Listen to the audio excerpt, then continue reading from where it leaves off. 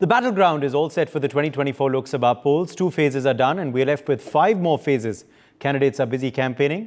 And amidst the campaign, my colleague spoke with Union Minister Piyush Goyal, who is fighting elections from the Mumbai North seat.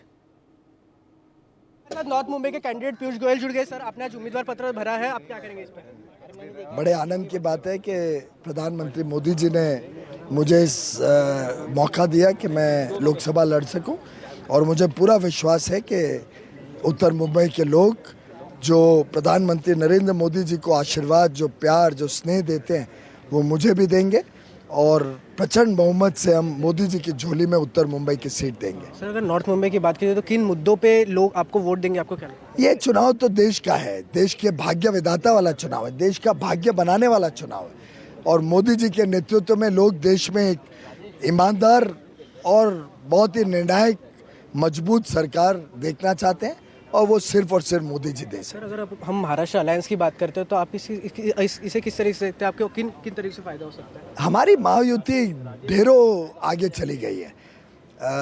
पूरी शिवसेना एकनाथ शिंदे जी के साथ है, पूरी NCP राष्ट्रवादी कांग्रेस अजित पवार जी के साथ है, जो दोनों लोकप्रिय नेता हैं। उद्धव ठाकरे जी अपने लड़के को बचाने के चक्कर में एक छोटे स्प्लिंटर ग्रुप बन के रह गए। शरद पवार जी को बस सुप्रिया सुले जी के अलावा कुछ दिखता नहीं है। तो अब दोनों अपने परिवारवाद में लगे हुए हैं और जनता ने मन बना लिया है कि हम तो मोदी जी के साथ हैं, महायुति के साथ। सर, कांग्रेस की बात करें तो उन्होंने कहा है कि पूरी तरह से हम आरक्षण हटाएंगे, इस पर आप कैसे देखते हैं?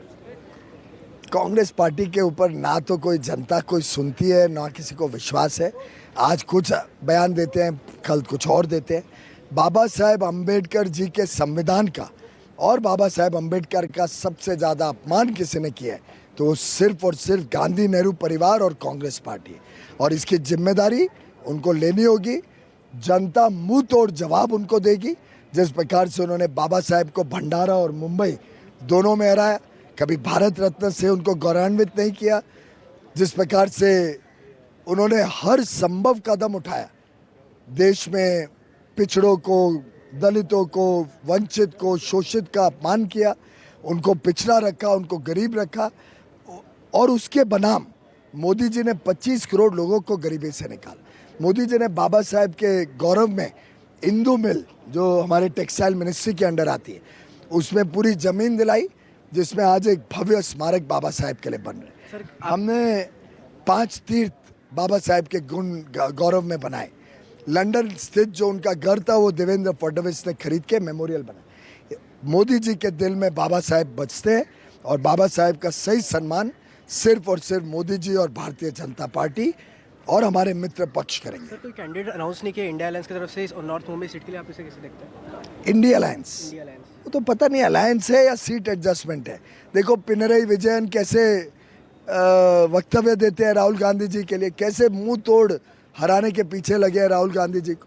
राहुल गांधी जी उनको ही आलोचना करते हैं और दूसरे स्टेट में जाके मित्रता करते हैं। हमें तो समझ ही नहीं आ रहा है, ना कोई नीति है, ना कोई नियत है देश की सेवा करने की, ना कोई प्रोग्राम है, ना कुछ विजन है देश के लिए। तो ये अलायंस के बारे में तो क्या बताएं, तो फेल्ड सीट एडजस्टमेंट है। सर, क्या इस बार 400 पार होगा? सर, क्या इस बार 400 पार होगा? 100% 400 पार से अधिक सीटें मोदी जी के झोली में जाए। ये थे हमारे साथ पीयूष गोयल, जो नॉर्थ मुंबई कैंडिडेट है। अब देखने की बात यही रहेगी कि जो नॉर्थ कैंडिडेट की जो सीट है, इससे कौन विजय होता है। कैमरा पर्सन विनोद के साथ प्रथमेश, इंडिया न्यूज़, मुंबई।